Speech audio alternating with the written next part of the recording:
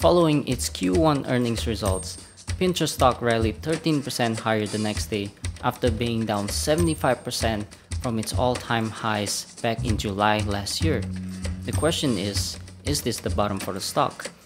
In this video, we'll do a deep dive on Pinterest, analyze its recent earnings, and find out whether it is a good buy at these levels.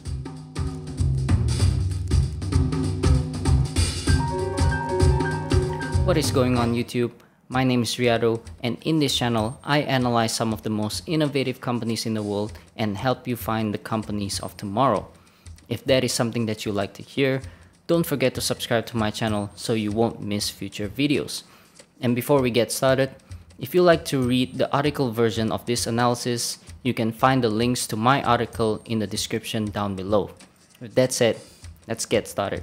In a nutshell, Pinterest is a visual search engine platform that helps people to discover ideas, get inspired, and take action. A lot of people think that Pinterest is a social media company, but I like to think of it as a social commerce platform, a hybrid between a social media company as well as an e-commerce platform. So you can find inspiration from the social media aspect of the platform and then make a purchase just like an e-commerce platform. So for example, I use Pinterest to find ideas on home gym setups, home desk setups, and even interior designs. So here you can see how a Pinterest page looks like.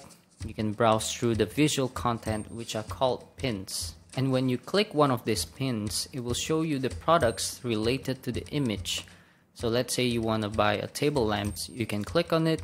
It will show you a range of products, namely table lamps, where you can find links to third-party websites where you can complete the purchase. Ultimately, Pinterest is a platform that allows you to discover new ideas, save what inspires you, shop, and create content in the platform. Now turning to the market opportunity for Pinterest, Pinterest operates in the app economy as well as the social media/commerce industry. So first is the app economy. According to data.io, people are spending more time on mobile apps than ever. Based on its State of Mobile report, people spend 7 out of every 10 minutes on video, social, and photo apps. These apps include Pinterest, YouTube, TikTok, Instagram, Facebook, and more, and I think this trend will likely continue. And also, according to Insider Intelligence, the social commerce market is expected to grow from $45 billion to $79 billion by 2025 in the US alone. Now, this might not look like a large opportunity for Pinterest because this is just the US market. However, on a global scale, it is expected to reach $1.2 trillion by 2025. So this large TAM is going to be a big positive for Pinterest in the long run.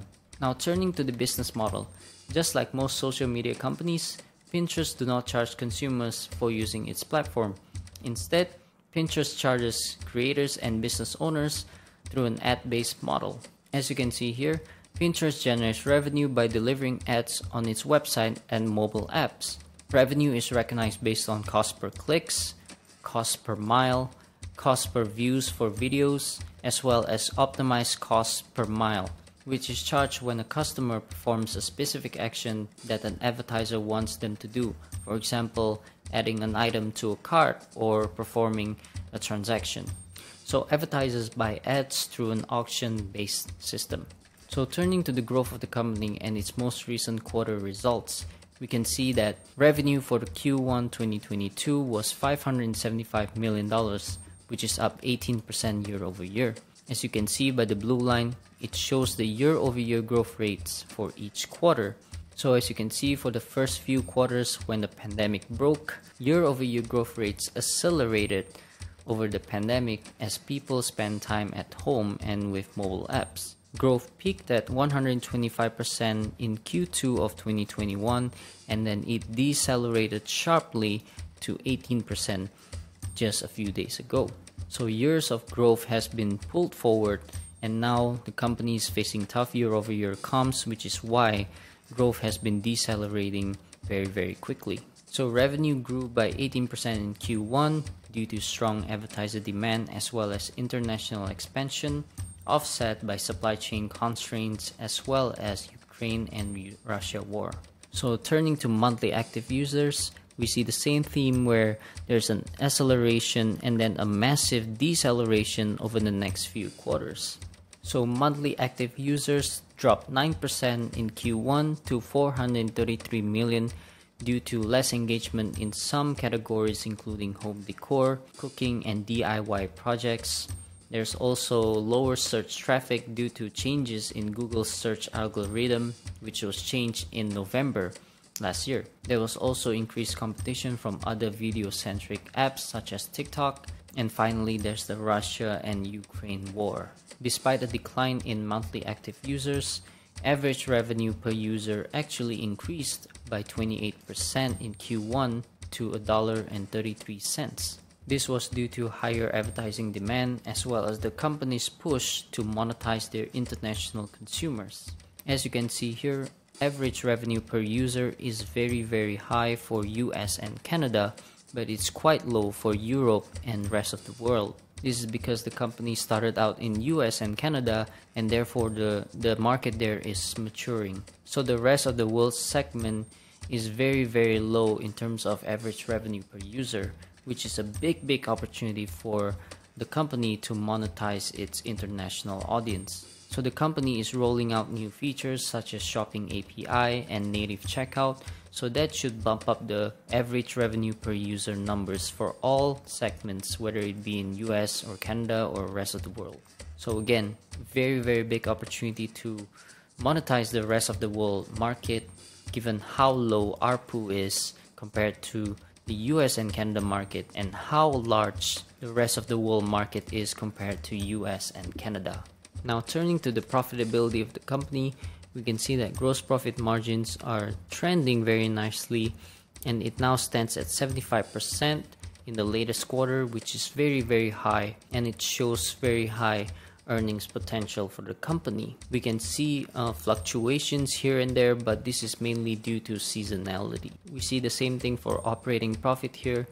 The margins are consistently improving from the lows of negative 447% due to high stock-based compensation, and now it's up to negative 1% as of the latest quarter. Overall, the improving operating margins means that the company is experiencing operating leverage, which is always good. Here we see exactly the same thing for net profit, but on a GAAP basis, the company is already profitable, although it dipped to negative 1% in the latest quarter due to seasonality again.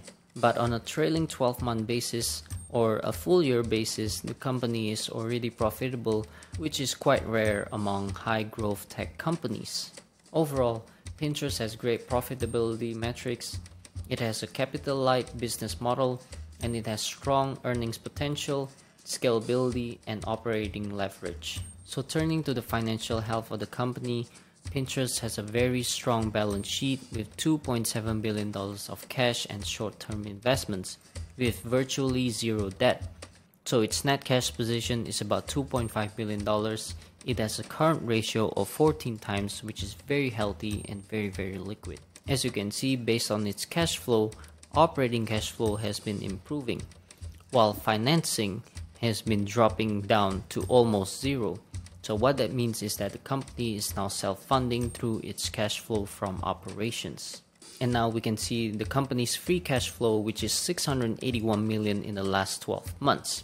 Its free cash flow margins have been improving over the last few years, and it is now as high as 20% plus, which is very high, and it shows how much the company is generating in terms of cash.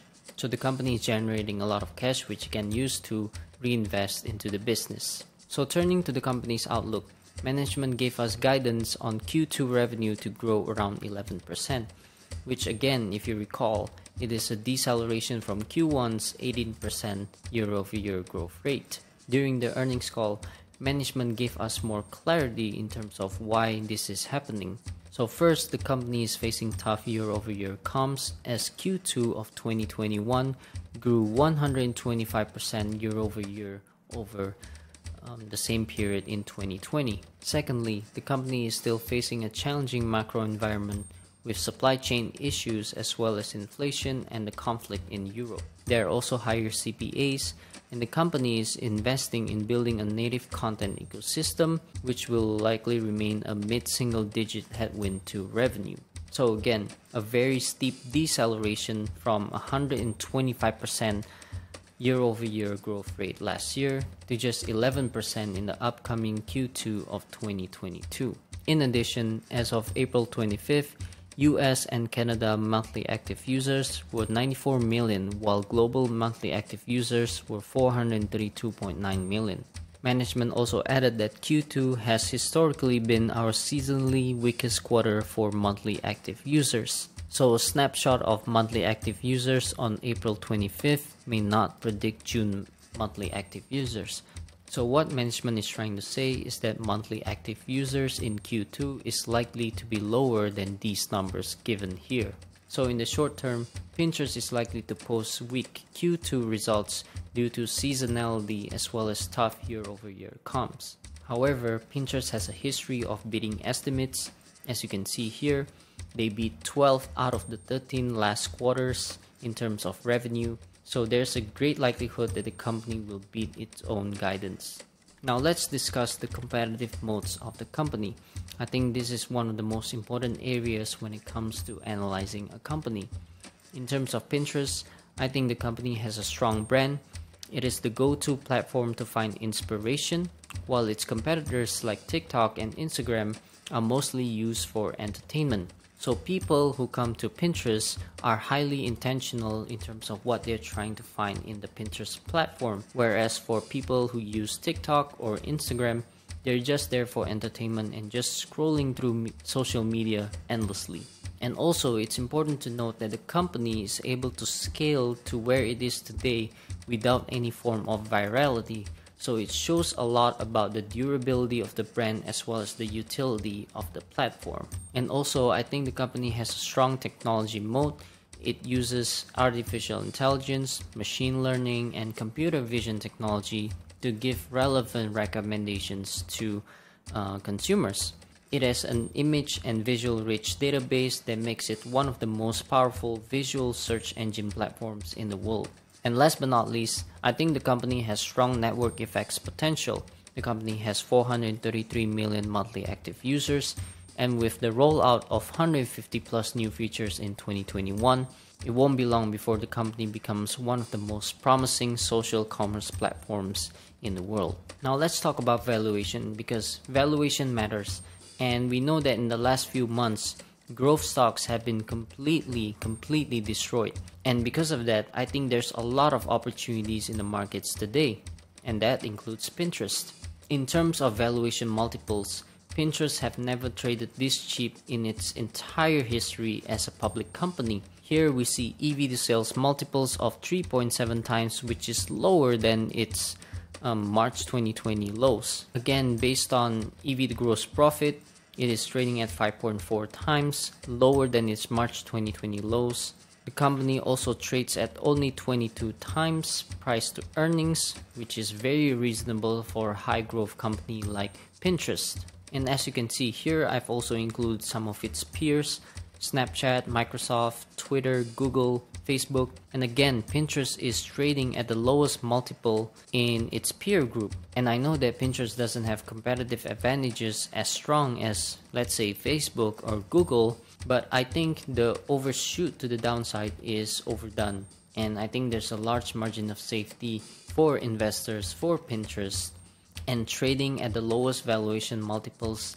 ever since it went public. I think there's compelling value and margin of safety for investors. In terms of catalysts, I think there are a few things that can push the company forward. Firstly is international expansion.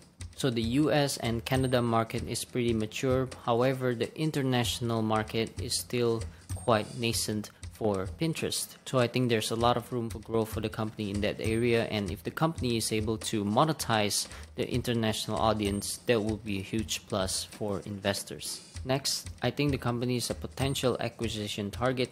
In 2021, there were rumors that Microsoft or PayPal were interested in potentially acquiring Pinterest for $45 to $50 billion. which is way higher than today's valuation of only $15 billion. So I think the lower valuation today can potentially reignite talks of acquiring Pinterest. Next is buyback program. I think the company has a lot of cash in hand. It is generating free cash flow of 30% plus.